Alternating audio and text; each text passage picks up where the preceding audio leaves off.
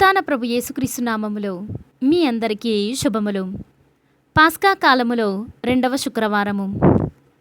పవిత్రాత్మయు మేమును ఈ జరిగిన సంఘటనలకు సాక్షులము. మొదటి పఠనము అపోస్తుల కార్యములు 5వ అధ్యాయము 34వ వచనము నుండి 42వ వచనం వరకు. ఆ దినములలో విచారణ సభ సభ్యులలో ఒకడు, ధర్మశాస్త్ర బోధకుడును, ప్రజలందరిచే మిక్కిలి గౌరవింపబడువాడును, గమాలియేలు అను పేరు గల ఒక పరిసర్యుడు ఆ సభలో నిలువబడి అపోస్తులను కొంతసేపు బయటకు తీసుకొని పొమ్మని ఆజ్ఞాపించి ఆ విచారణ సభను ఉద్దేశించి, ఇజ్రాయేలు ప్రజలారా, మీరు వీరికి చేయబోవు దానిని గురించి జాగ్రత్తగా మెలుగుడు. కొంతకాలము క్రిందట థియోదాస్ అనువాడు కనబడి తాను ఒక గొప్పవాడనని చెప్పుకొని ఉండెను. అది విని రమారమి 400 మంది అతని పక్షమున చేరిరి. తరువాత అతడు చంపబడగా వాని శిష్యులు చెల్లాచెదరైపోయిరి. అంతటితో అతని ప్రయత్నము నశించెను. ఇది జరిగిన తరువాత జనాభా లెక్కల కాలములో యూదా అను పేరు గల గలిలయుడు కనబడెను. అతడును ఒక గుంపును తన వైపునకు ఆకర్షించెను. పిమ్మట వాడును చంపబడగా వాని శిష్యులు చెల్లాచెదరైపోయిరి. కాబట్టి ఇప్పుడు ఈ విషయములో ఈ మనుషులను గురించి వ్యతిరేకముగా ఏ చర్యయు తీసుకోరాదని చెప్పుచున్నాను. వారిని వారి ఇష్టమునకు వదిలివేయుడు.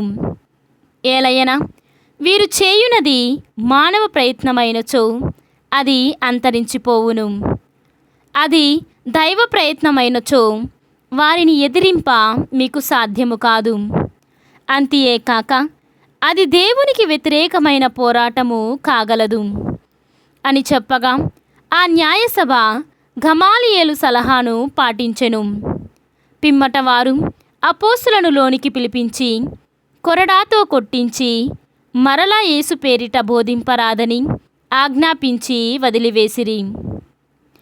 యేసు నామము కొరకు అవమానములు పొంద యోగ్యులమైతిమి అని వారు సంతోషముతో ఆ విచారణ సభ నుండి వెడలిపోయిరి.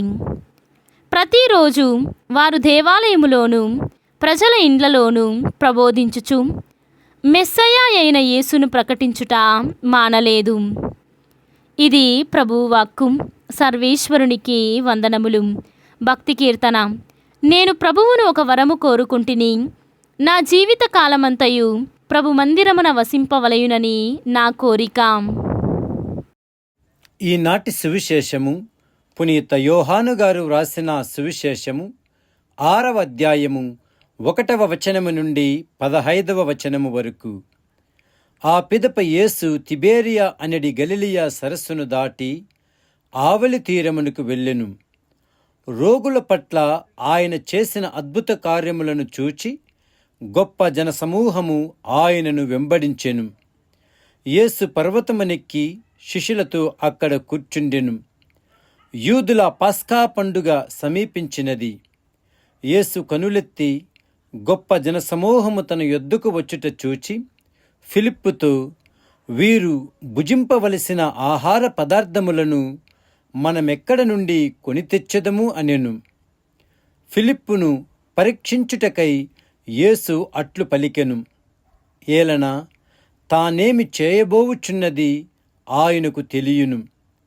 ఒక్కొక్కరికి కొంచెము వడ్డించుటకై 200 వరహాల రొట్టెలు కూడా చాలవు అని ఫిలిప్పు ఆయనకు సమాధానమిచ్చెను.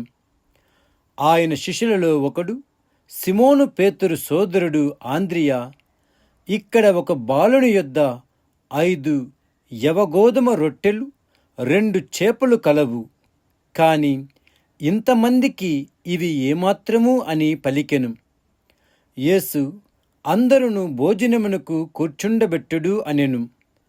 అచ్చట ఇంచుమించు 5,000 మంది పురుషులుండిరి. వారు అక్కడ పచ్చిక మీద కూర్చుండిరి.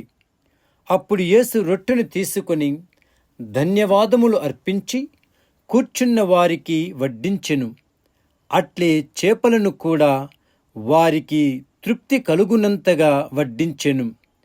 వారు తృప్తిగా భుజించిన పిదప యేసు శిష్యులతో, ఏమీ వ్యర్థము కాకుండా మిగిలిన ముక్కలను ప్రోగు చేయుడు అనెను. వారు భుజించిన పిదప 5 యవల రొట్టెలలో మిగిలిన ముక్కలను 12 గంపలకు నింపిరి. ప్రజలు యేసు చేసిన ఈ అద్భుతమును చూచి, వాస్తవముగా ఈ లోకమునకు రానున్న ప్రవక్త ఈయనయే అని చెప్పిరి. ప్రజలు తనను బలవంతముగా రాజును చేయుచున్నారని తెలుసుకొని యేసు మరలా ఒంటరిగా పర్వతముపైకి వెళ్ళెను. ఇది క్రీస్తు సువిశేషము. క్రీస్తువా మీకు స్తుతి కలుగునుగాక.